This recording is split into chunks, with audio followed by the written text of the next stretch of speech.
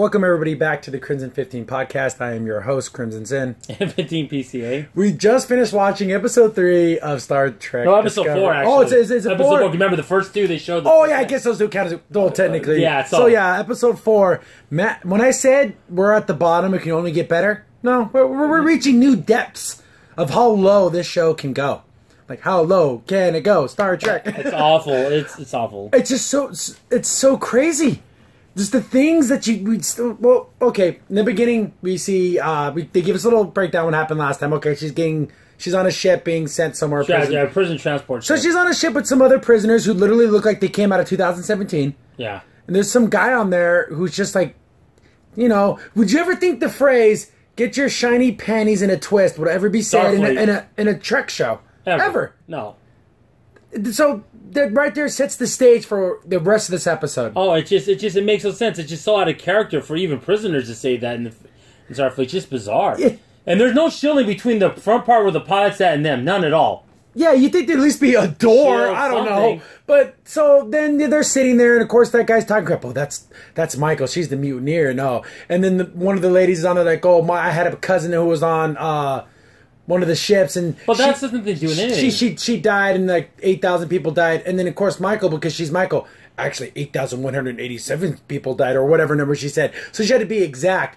Everyone in this world is a jerk. Yeah, they're condescending. It's ridiculous. Everyone in Starfleet. I think that's part of the test. Like before you finish the academy, can you be a jerk?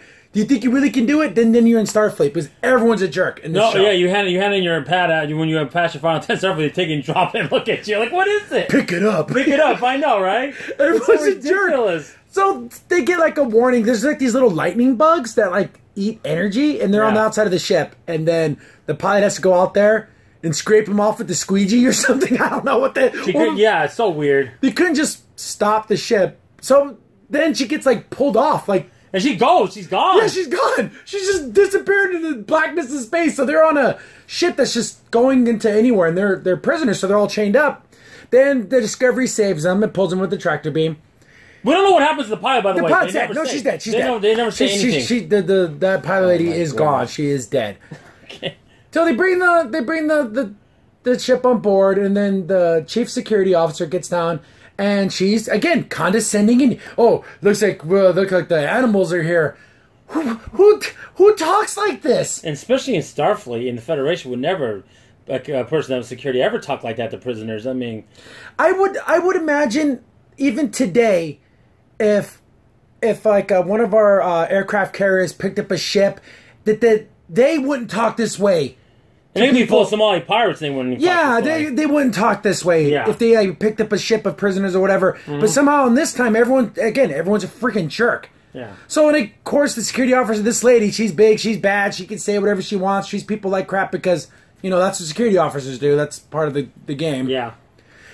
So they bring him on board, and of course, everyone's like, why the heck they're like giving them like regular quarters, and they're eating with everyone else. Like if they're prisoners, wouldn't they be contained to themselves? I'm pretty sure they have a brig. Remember the brig from the other episodes? I think that's what they would put them at, and give them the food there. But apparently, all of her ex mates are on this ship. Some of them, yeah. Yeah. So the girl with the red head now has like a cybernetic implant thingy. Like she got messed up, and then the other guy, the alien guy that we liked in the first episode. Yeah. I still like him. As a character, I think there's depth to him. There could be more there. Like maybe we might see more. So he's first officer now. He took her job. So basically, what happened. And so you see some of the familiar faces from before, and then Michael's wondering, "What the heck am I even doing here?" Yeah. Then she meets up with the captain. The captain's talking to her, and they add this weird little thing. I guess something happened to the captain's eyes, so like his room has to be like dark. Yeah, it's like a weird thing. Why do you think they'd be able to fix that? But I guess he said he wanted to keep his eyes. I guess, but it's weird. Why would you do that? But it's just a weird thing to add to the character, especially a captain of a starship. I mean, okay. So he basically tells her, "Oh, why don't you're gonna go down to engineering? You're gonna help do the diagnostic stuff." And she's like, "I'm a prisoner. I don't want to do any of that. Just let me do my prison stuff. Like send me to jail, send me wherever you're gonna send me." He's like, "Oh no, you're gonna work for me." So she was basically shanghaied. Yeah. That's back, for anyone who doesn't know what that means, that was back in the day where they would capture people, throw you on a ship, and then when you woke up the next morning, you're already out to sea. Yeah, right. You have to work on the ship, or we throw you off. Yeah, literally, they look like they set up this whole lot of routes to get him. Not try to transfer out of prison the right way. They just took her off the ship. And they sacrificed that person who was flying the roundabout or whatever. Yeah, there was no reason to do that. You could have just asked for the transfer. I mean, that's what Janeway did with Tom Paris in the first episode of Voyager. She said, you know what, I'm going to take Tom Paris out of this prison and take him off this penal colony New Zealand and set on my ship. That would never be done like that. It's just... it's infuriating. So, yeah, exactly. They just... all this weird stuff just keeps happening. Yeah. And then also in the cafeteria, everyone has their phasers, all that, and guns. Yeah, there's guys with, like, full-blown, like, rifles. Yeah, and the other thing I noticed, a lot of security posted areas, they would never do that. That's not a Starfleet ship. And you have, like, special black badges. And yeah, it's so weird. Like, they would never have that. Then, of course, everyone's giving her the stare down like she's the new girl in school. And then she sits down with the other prisoner people that were on that transport, and they don't like her either. Yeah. So, like, they start, like, a little fight, and the guy throws a punch at Michael. He throws his punch so wide, it's so pathetic that it wouldn't have hit her even if she was standing still. Yeah. That's how terrible his punch was thrown. Yeah. So, how about we make it 8,187?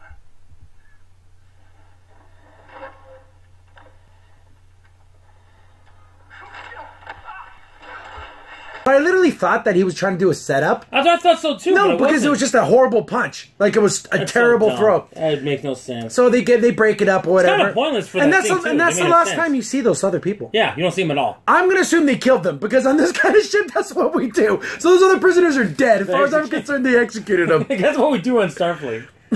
So she gets assigned to... Like, they go to your room or whatever. Yeah, and in Kirk's time, they did have people, unless you were, like, high official officers, you have other bunkmates, so they do have that. So she gets in there, and then her other bunkmate shows up, some redheaded girl, I don't even remember what her name is, and she's super weird. I'm getting the feel... She goes, oh, I didn't think I would have a roommate because of my special needs. Are they saying she has a developmental capacity problem? Like, does she have, like, Asperger's or... But the thing, in Kurt's time, they cured all that. Yeah, they didn't have any mental anomalies like that anymore. When she said my special needs, is that what they're referring to? Why would she use those exact words? That's so weird. They told me because of my special needs that I couldn't have a roommate, which is kind of a let. It's so bizarre. And then she's like weird and keeps talking and it's strange. And then, oh, the only Michael I knew was Michael Burnham, the mutineer, and of course you're not her. And then they look at her and they should have played the music. Wah wah wah. Looks like it's just so weird. And of course she finds out that she's really her, and then she's like super nervous around her all the time. Yeah, it's ridiculous. It's so weird. So she goes to go work in the underground in the engineering room, and she's like, okay, so what do you want me to do? And the head engineering officer guy, again, is as condescending as everyone else possibly be. He goes, oh, you're not Vulcan. It's like, well, I was raised on Vulcan, whatever. Oh, and then he just goes on this tirade about talking down to her. Oh yeah, like. Oh my goodness, they're so mean to each other. It's like everyone's talking crap. It's a crap talk fest. How can a ship function like that? I know. It's insane. It's insane. It makes no sense that you would be so down to someone. Even when Tom Paris was first on Voyager before they left to go to the Valans to find the Maquis, they didn't like him because he was a traitor, but they weren't that bad. They weren't needling him every step they could. And then she's like, oh, what's going on in that room? Oh, that's top secret. And then she's like, whoa, I have to kind of know what I'm working on, but everyone's like, oh, hush, hush, hush, secret. Yeah. And then he hands her like, oh, you need to fix these lines of code. Hands it to her, and then he's like, okay, now go, get out of my face. I know. Could you imagine? Oh my goodness, it's like, this is not a Federation ship. It's just not. So crazy. So she's working on the code, and she's working on it all night and all day, and then she goes to him, she's like, oh, there's an error in the code, but it would be nice to know what I'm working on so I know what I'm looking for. Yeah. Oh, do you think I'm going to tell Mutineer about my secret work? And it's just... And then they mentioned the fact she mutinied, I don't know how many times in this episode. About 650 times. They mentioned how awesome of a person she is as often as they mentioned that she was a mutineer. Yeah. Because every time they mentioned she was a mutiny, oh, but she was such an amazing officer too. Oh, she was a mutineer. Yeah. Oh, but she was the smartest person in Starfleet. Oh, she was a mutineer, but she was also like they had to balance it out. And I'm sorry, everything. When was he talk more about this episode? There was no reason why she had to be on the ship. Nothing uniquely she did that would make. She's so dang smart. That's so insane. That's crazy. So you're starting to get the idea that this ship is doing some bad stuff because everything is hush hush, secret, secret. And there's like a code black. Yeah. No, like there's red alert, yellow alert. There's like a black alert. No. And it's not like, okay, like in a normal starship, everyone that's a top secret level stuff, they all know it amongst themselves, but not the other crew, especially lower rank officers. No, the people working on this project, they don't even know all the details. So, How would you be able to work like that and function on a ship? It's like the 12 secret spices at KFC. Yeah, I know, right? Not one person knows all the secrets. Everyone only knows parts of it. Yeah, it's just... So she's working, and then, the captain comes down there, and he's like, oh, there was an accident on one of our sister ships. We have to go investigate. Yeah. Then the head science officer and the captain start butting heads. And then they start having, like, a huge argument. And the captain, this is not a democracy. You do what I say. And it's like, oh, my goodness, everyone hates each other. Yeah. Then he's like, go to make a team and put Michael on your team. You have to do what I say. And it's like, okay, so Michael's on the team. But at least he would confer with that alien, though, the first officer. Yeah, he's like, oh, what kind of... Again, but this is the time where, like I said, every time they say something bad about her, they have to say something good. Yeah. They have to balance it out because you have to remember, she's an amazing person. Which never happens. They take their little... Roundabout. It looks exactly like the prison transport too. It's the same roundabout. It's like a classic regular. It has 6 seats. Yeah, but wouldn't it be different since they're prisoners before? And then they have another thing that bugs me too. They have someone stationed standing up with a gun. They wouldn't be standing. Yeah, up like this is like some prison somewhere. Like like a Folsom prison. So they're on the thing, and then of course the girl. I'm assuming she has some type of disability. Mm-hmm. I'm assuming that's what they're alluding to. That's why she's so kind of odd. So she keeps talking. She won't shut up. And they're on this transport, and she's like, oh, I'm glad they picked me to go on the thing. And she's always smiling in a weird way. It's like, she wouldn't make it through Starfleet if she had developmental disabilities like that. But again, they did. But they wouldn't even have it. They wouldn't even have it. That's the thing. It's not even the question. They wouldn't even have that in that time. It's just so odd. Then this is where the show literally goes into. It becomes a horror show. Anyone's played the game Dead Space? Mm-hmm. That's what this Star Trek Discovery becomes. Dead Space, Doom, Derelict ship with the ship of horrors. Yeah. They get on, all the lights are off, and there's dead bodies everywhere, and people are mutilated. And I'm not going to show pictures because it's gross. It's really, it's almost printing on rated R how violent it is. Another thing I thought was weird, was interesting too. Well, not interesting, but like he gets his friends on that ship. And he ends up, he's on that ship, so his friend's worried. And he goes on the first time we finally get lead speak, text speak we want, but it's done the most condescending kind of. Oh yeah, because they're talking about, is this what did she say, physics or something like that? Well, when you get down to the thing, it's the same. And we only got techno babble and science talk when it's used to talk down to someone. Yeah, to be condescending, not to actually align you to what they're doing. Yeah, and the guy's just being such a jerk about it. The science dad I had. It's so weird. I don't know. He's supposed to be the chief engineer, but he's a science officer, so he does both on the ship. Yeah, like he's working with remember we brought up those lightning bug things. They're working with those. But they don't even look like an engineering room in there, honestly, or they look like a top secret laboratory to you. And then they're on the ship of horrors where there's everyone's like mutilated and like ripped apart, and it's just gross. Then I made the joke of, because I'm like, I bet you the xenomorph isn't on the ship. Kidding. We're just kidding. I'm just kidding, because during this whole entire time we're watching it, we're pretty much just riffing it the whole time. Then we see a monster run in the background, and I literally paused it. I'm like, is the show responding to me? Well, that's a typical sci-fi trope, not a Star Trek. Yeah, you see the monster run across in the background. I'm like, oh my goodness, there's an actual monster on here. Yeah. I didn't think that was I thought there was like a warp core, malfunction, and it literally mutated people's faces. Like their faces were all twisted out of contorted, and again, think Dead Space. Ugh, gross. Yeah. So they're walking through there, and then you see Klingon bodies on there. So I guess Klingons got on there, and they got all jacked up too. And then after seeing all these dead bodies and everything, there's the one guy with the gun, they're like the rifle, and then there's like the security officer has her phaser up, but like no one else does. Yeah, I have my phaser like this. As soon as I heard monsters and see those flies, hey, I'm like this. Then you could be militaristic. Then you could be a little more security, and then we don't get it. Yeah. Then again, her words, not mine. My special needs. So the special needs girl, because I don't remember her name. That's how she described herself. Sees someone in the shadows. Hey, you in the shadows, step out. And she actually sounds like a normal person. But none of them put their flashlights on them. Flashlights? Like, what? I don't know. If you saw someone in the thing, then they're like putting the flashlights all around this guy, and it's a Klingon. And he walks out, and he's like, shh. He's like doing the shush noise. Why he was doing that, I have no idea. And then, of course, the monster jumps out and gets him, and then everyone's like, monster time. So they're all running away. Remember that scene in Force Awakens? You brought this up where that monster was like eating everyone? That's what this becomes. But that makes sense in Star Wars. So the monster's eating people. They're running. It literally looks like a monster out of Doom. Oh, it's like a big, nasty looking like Hulk of a beast. Doom or Doom, the same monsters, whatever you want to call it. They're running away from it. They get into like the engineering room. They lock it down and like, oh, get all the recordings and data. They're getting all the crap. Monster's trying to break through the door, and then Michael's like, "Give me a phaser. I'm gonna." Like, we don't give phasers to mutineers.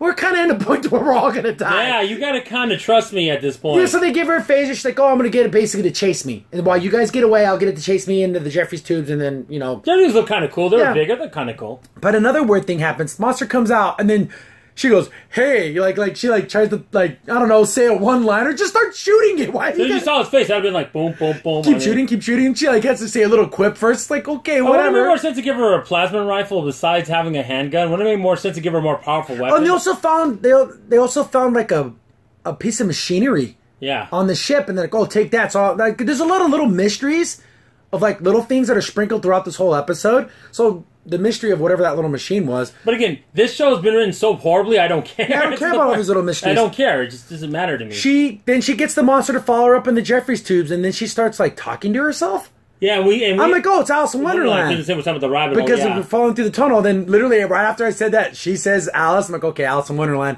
So does Michael have a OCD type thing going on too? I don't know. Everyone has a disability in this show of some kind. The captain his eyes are messed up. That redhead, her words not mine, has special needs, and Michael, I guess, has like a weird thing. Like she got super nervous, so she started like reciting Alice in Wonderland to herself.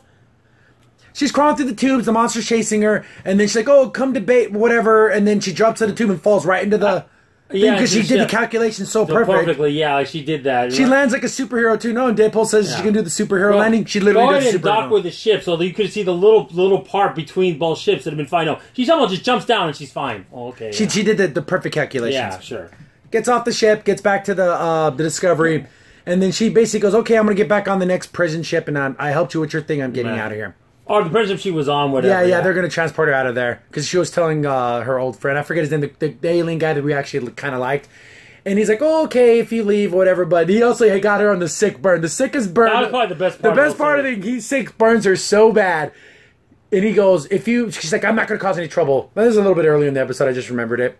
And then he's like, well, if you do cause any trouble, I plan on protecting my captain better than how you protected your captain. It's like, oh, son, and everyone on the ship should have stopped and been like, oh, up in her face. But also, as cool as it is, weird that he was eating. Why would you be eating? Yeah, he goes like eating these little berries while he's talking to her. It's kind of, I don't know, it's just weird. Why would you be doing that when you're on duty? It's just odd. Yeah, he's like, he has a little bowl, like these little black, I don't know if they're like berries or grapes or whatever, but it's like, okay. Remember, I see that throughout the series. You saw, Cisco sitting there eating popcorn, he's walking around. So, after all this, Michael basically comes to the conclusion that everyone already figured out within 3 seconds of watching the episode is that this captain wanted her on there. His name, something with an L. I totally forget the captain's name. So, he's basically, she goes up there, you want me on the ship for some reason, I don't know what it is, I don't want to do it, and he's like, I got a weird vibe from this captain. He's just like is he the bad guy? And it's weird. Also, he has a trouble with that would grow exponentially. He couldn't have. They must, again, as far as I'm concerned, they throw that in there just for the old fans. But I guess they must have been neutered or something because when did it keep growing? And a bunch of fortune cookies. Yeah, I guess his family made fortune cookies. What's the significance? I guess every captain had their thing. Cisco had his baseball. This is way too odd, though. I know, it's just a weird thing. Like, it makes sense that Picard would have his fish, Cisco had the baseball, Archer had his dog, you know. So this guy has fortune cookies, so that's his thing. And also being a weird, mysterious, almost like he's a bad guy. Then basically the captain explains everything that's happening. So what they're trying to do is make super fast, instantaneous warp travel. And they're doing it with those lightning bugs. And I guess that's what caused all the mutations on the gland. Yeah. Because I guess they must have tried to do it and it messed up. And that's why, kind of made me think of the Manhattan Project. Yeah. That kind of... Well, it's weird. They know how they can't... Well, obviously, they but another thing that's weird, he explains it to Michael by putting her in the thing and not telling her anything. I would not go into a cell. Oh, he goes, step into this room, and he, locks the door? What are you going to kill me? And they had side-to-side transport, but oddly enough, in the first episode, they should have used it, and they didn't use it, so it's like, okay, now they have that ability? And then he shows her basically, he takes her to all these different planets, instantaneously. Yeah, in seconds. So he's like, this is the key to win the war. So I'm guessing, again, that'd be a great ability to literally bring in 1,000 ships. bomb a planet and disappear instantly. Well, like the Iconians had that technology with the mirrors. They had that. They can go to different worlds instantaneously. Yeah. The ancient race of Iconians. And he literally tells Michael, because Michael figures it out, like, oh, you want me on the ship. And he's like, what you did on the Shinzo, paraphrasing, basically saying, you made the right decision. I need someone like that by my side. Someone who's willing to kill me? Tim, again, can someone explain to me, if they would have fired on that Klingon ship and killed that guy, then the other Klingons would have figured out, hey, you fired on one of our ships and the war would have started anyways. How would that have prevented any war? It makes no sense. Well, when Eric said it in the first episode to her, to Michael, it made no sense. It still doesn't make any sense. Yeah, it still doesn't make any sense to me. And another thing that they brought up was, they're like, the one science officer, the guy that was a jerk to her, said, oh, we were doing our research and everything was fine, and, you know, we have... This is on the shuttle, by the way. Yeah, and he's like, we have replicators and everything in the wanted need, but now it's all coming back now. What? Why would they say that? And also what's weird about that, they didn't have replicator technology. They had ability to take proteins and make it into things, but it wasn't like a replicator like you see in Next Generation. I don't know what his exact wording... It's a process sequencer. It's not a replicator, as I recall in the original series. It's almost like saying, oh, look at that, you like Star Trek because it was a bright future. Actually, it wasn't. We're going back and we're rewriting it. It was darker than ever. I don't accept this as part of Star Trek canon. I never will. It's just a show. I just can't. Just come out and say alternate universe, and... So, you get to the end of the episode, and he offers her a position on the crew, and she takes it. You know, she committed mutiny, which... Yeah, so she gets... Again, she brings that up. Yeah. Oh, the Federation has given me, basically, I can do whatever I want to win this war. He says that multiple times. Yeah. I'll do whatever it takes to win this war. You know, like most Federation ships do. You brought this up. If this was a... What was section... 31. 31. It'd make way more sense. It'd make more sense, because anyone who knows that they were the Black Ops... CIA, undercover, do whatever it takes to win kind of... Yeah, they were going to kill all the founders. They didn't find Maybe this is the founding of that. Well, actually, no, it was back in Archer time. There was Section 31, too. So there you go. I guess I'm wrong there. It's been 100, yeah, it's been over 100 So I guess I'm trying to figure out how to make this make any sense. So maybe they are, and they're just not saying it. If they did, that would because the guys had black badges and stuff. But they were never. But the thing about Section 1, they always were covert. They have ships, never knew they were. They were out in the open. They were sneaking around. They were never they open. They hid their trees in the forest, you know, so it would look like everything else. Yeah, exactly. So basically, what we learned in this episode is secret. I got a secret. Everyone has a freaking secret. Yeah, and another thing too they do is also crazy. Is they blow up the ship. Why? If they have that technology, you know, it didn't work. Maybe try it again. Maybe get a tractor beam. Don't. Why would you fight war? And if it's that desperate, why would you destroy another Federation ship? Especially a ship that's supposed to be so advanced and everything to deny everything that happened.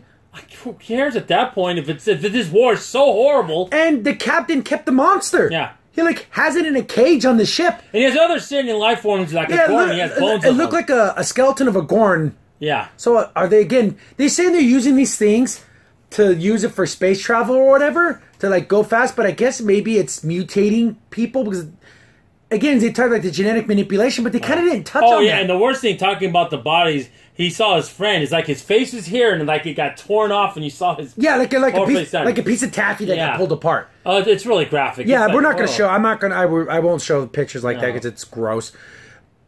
So we learned the Federation is horrible. Yeah, they're war crimes. That doesn't matter anymore. Apparently, we never got over. Just the prejudices and everything are they're as bad as they ever were. Actually, they're even worse than they are in 2017. They're like 1950s. It's pretty bad. Another thing, too, that Kristen picked up on, sounds like coming out of a southern voice. And of course, and then is Michael's, she's black, and the captain kind of has a little twang to his voice. It's kind of like, I might seem parallels here. I can't be the only one who's seeing these kind of things. No, it seems a little bit too much like, I step over here and take a spell. It's that weird kind of... I was almost expecting him, come over here, boy. What is this? It's so bizarre. It's weird. It makes you seem like, is this the bad guy? Are they the bad guys in this? Oh, you like the Federation, huh? Do you like them now? I think that's the whole point of the show. Everyone who loved, if the human race could only be like Trek, and we could be above everything. Oh, really? They really weren't like that. we rewrote it. Well, guess what, though? They can rewrite all they want. I will keep the original series the way I remember it, and this I'm sorry, like I said, I can't. And it was hard to get through this whole episode. I just wanted it to be over. We kept pausing it because my jaw is on the ground, especially the way that the people are acting towards each other. Oh, yeah. There was sworn enemies that didn't act this way. Oh. And we're all supposed to be on the same team. We're all Federation. We're treating each other like garbage. Yes, and then everyone wants to pull up. Well, during the Dominion War, yeah, because the enemy was at the gate. Cisco did what he had to do to get the Romulans in the war. I mean, you could say all you want about that. I don't think it's that desperate. We haven't seen the whole war in the scope. How else? I guess it's a 6. Again, they did to the 6 months later, but it's already that bad. Yeah, the war's already this horrific. No, well, we're already going to give this captain a ship with all these secrets on it that no one knows about. That he's doing all these experiments, illegal experiments that are against everything Federation stands for. Yeah. They get Michael out of prison, and they don't even do it the right way. They do it by some kind of, like, kidnapping, in a way? Yeah, like, instead of just saying, you know what, I'm going to flag your ship to come here, you're working for me now. But he does, like, this weird thing where, like, you know, that... So did they set up that pilot to die, or they didn't care? Well, nothing when she flew away. Remember how awesome the suit was in the first episode? How come she couldn't just use those thrusters to come back? How awesome it was. That episode, now those suits aren't because so the awesome Iron Man now. suit is only for Michael and no one else. Oh, yeah, I guess. I don't know. Like I said last time, we can only go up. No, we've gone lower now, so I want to say it again. It can only get better from here, right? Right, writers? It can only get better from here? Yeah, another thing, too, they alluded to how harsh their prisons are. They would never be that harsh in the Federation in that time. Oh, we're working the mines? Why wouldn't they just use machinery that's like push a button, walk away? Yeah. Well, because I know, like I said in the episode of Voyager, that they would use the EMH-1, the Holodeck 1 characters, to be like miners, but those are holograms. That's fine. Of course, that makes sense. They would never do that to sentient life forms. I don't know. It's just, again, we'll keep watching because, again, I want to see how bad this can actually get. How much more can they take the cannon? They didn't tie it to the tree and bash with the shovel. They're ripping it asunder. They're lighting it on fire. They're and I know a lot of original people that wrote for the show, and a lot of people that are probably in the show are looking at that. This isn't Star Trek. I guarantee it. And like again, that first line, "Oh, get your shiny panties in a twist."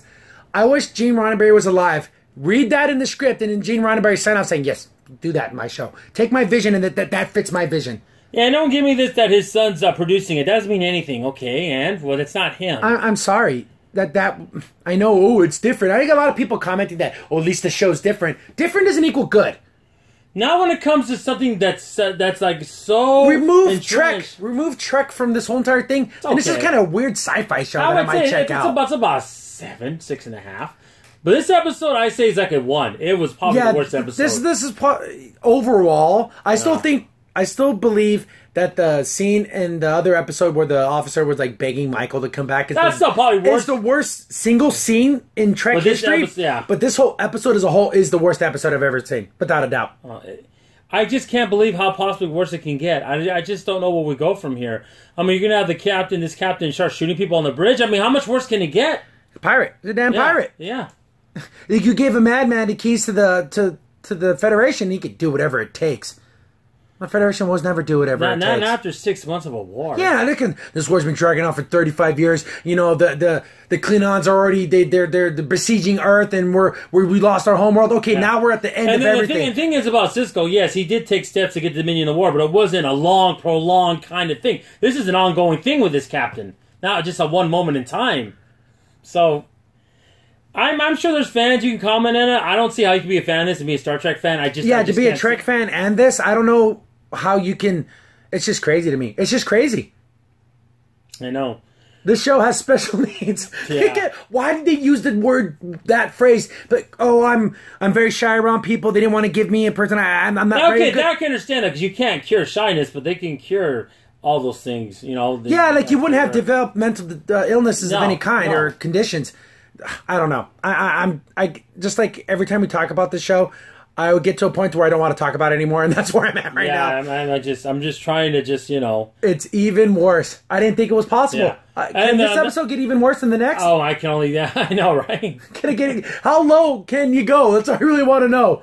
And then, like I said, the only time you get any tech talk is when it's condescending to someone. The talk down to someone to make them feel little, make them feel stupid.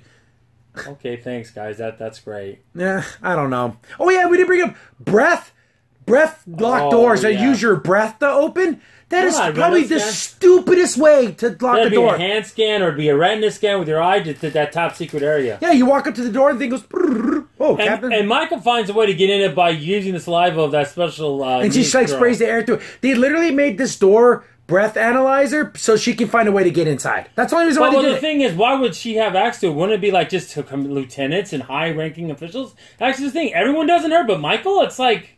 Okay. Yeah, that was another stupid thing. Breath Thors. I want one on my room because my rank breath is the only thing that. But those bugs initially went destroy ships, but now they're converting them not to destroy ships. They're using them to like. Again, like the captain was explaining it, but my mind was so reeling from everything else. I don't even know if he even explained it correctly. But I guess these little bugs can do something that subspace, and you can travel super fast in seconds. In seconds, like you can literally, like you were saying, the Voyager would have been home in a weekend. That's all. Here's another point. Okay, here's the thing. If they have the ability to do this to go to the Beta Quadrant, because the Klingons are also some of their territories in the Beta Quadrant. When they've also went to the Delta Quadrant, so when they have known those other races, it's because he said he went across the galaxy. So when they've known about the Hirogen and all those other races that Voyager ran into, the Vidians, the Kazon, all that, it's just, no, of course not. Okay. Short answer, no. They don't care. And when they know about the Dominion, they went to the Gamma Quadrant, if they could just do that in seconds, right? I don't know. I'm sorry, guys. Star Trek's too much of a science show to be this. And again, the only time they ever bring up science is to talk down to people. Yeah. I don't know. Well, I can't wait for Sunday so I can see another one. Oh my goodness. But I'm done unless you have anything else. No, I don't want to even say anymore. I don't want to be 4-letter words, and it's just. Yeah, I know. Much. See, I didn't cuss this time. I didn't either. Too much. I controlled myself. So then the lady looked like that one lady here, Buck, wherever looked like Merida too. Yeah, from what you call from Disney. There's a big old curly red hair, and not saying that a frumpy person can't be, but isn't there some type of physical standard to be in Starfleet? Like I would imagine it's like the military. There wouldn't be a boot camp. Wouldn't you kind of be physically fit? I mean, I can see she was an admiral already or a high ranking. Even though she's I'm assuming she's a cadet. Because her badge was different too. Her little thingy. I gotta figure out which one it means. I think it is kind of neat looking at the badges. I want to know what they mean, but I guess we'll find out. But the square one with the lines. So and she's kind of frumpy and kind of silly, and she's not stupid. She's just weird. Yeah. I don't know. I think that's, but at least she smiles. I guess that's a plus. No, they say you can only smile if you're special needs in this world. You can't smile any other way. Her words, not ours. She described herself as special needs. So I'm gonna sign off. I can't say anything. I can't anymore. It's too much. So again, we're looking forward to the next one. Comment away. Tell us how much you loved it or hate it. Yeah, phasers on to kill for some of you guys. Yeah, I know. It. So I've been your host, Crimson Sin. 15 PCA. Thanks for watching, guys. See you later. Bye.